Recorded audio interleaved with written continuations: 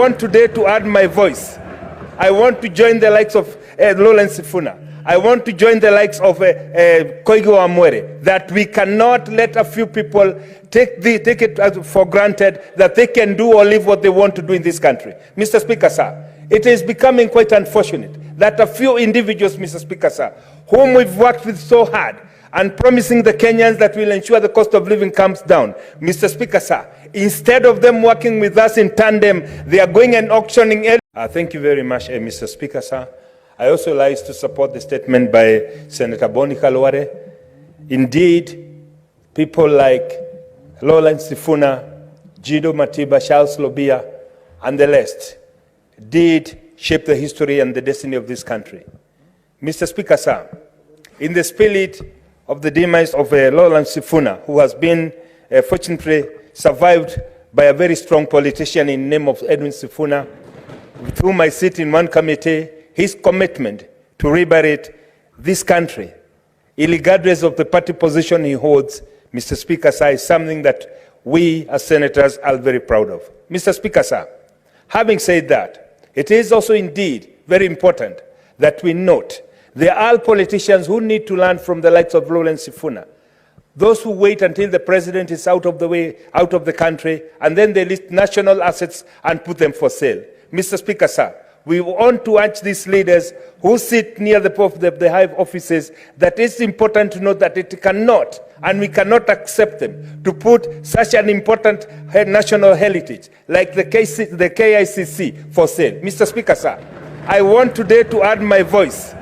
I want to join the likes of Lawrence Sifuna. I want to join the likes of Koigi Wamwere, that we cannot let a few people take it for granted that they can do or live what they want to do in this country. Mr. Speaker, sir, it is becoming quite unfortunate that a few individuals, Mr. Speaker, sir, whom we've worked with so hard and promising the Kenyans that will ensure the cost of living comes down, Mr. Speaker, sir, instead of them working with us in tandem, they are going and auctioning anything that they can lay their hand on.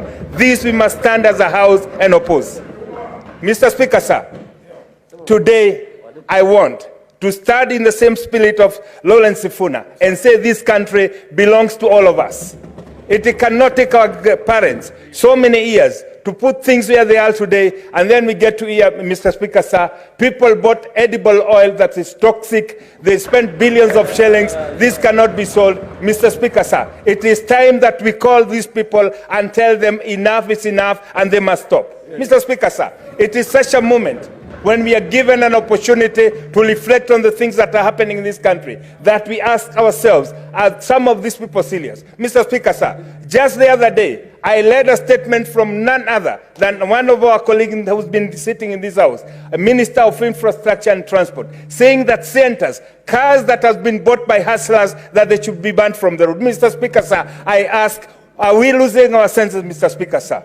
When must we realize that we must work for Kenyans? Mr. Speaker, sir, in the same spirit of Lawrence Sifuna, I want to tell Kenyans that yes, we must stand up and we will not let anybody take advantage of you. We are going to pursue justice until we bring it to the logical conclusion. Because this is the spirit, Mr. Speaker, sir. When we are gone like Lawrence Sifuna is gone, we want somebody to stand in this out and say, he stood as a senator and stood for the justice of the people. I start to be counted as those who will fight for the justice of the people, irregardless of the people who are pushing and waiting. Only when the president is away of the country, they put national assets for sale. It is unacceptable, Mr. Speaker, sir, and I urge my colleagues to stand up and oppose this. Thank you, Mr. Speaker, sir.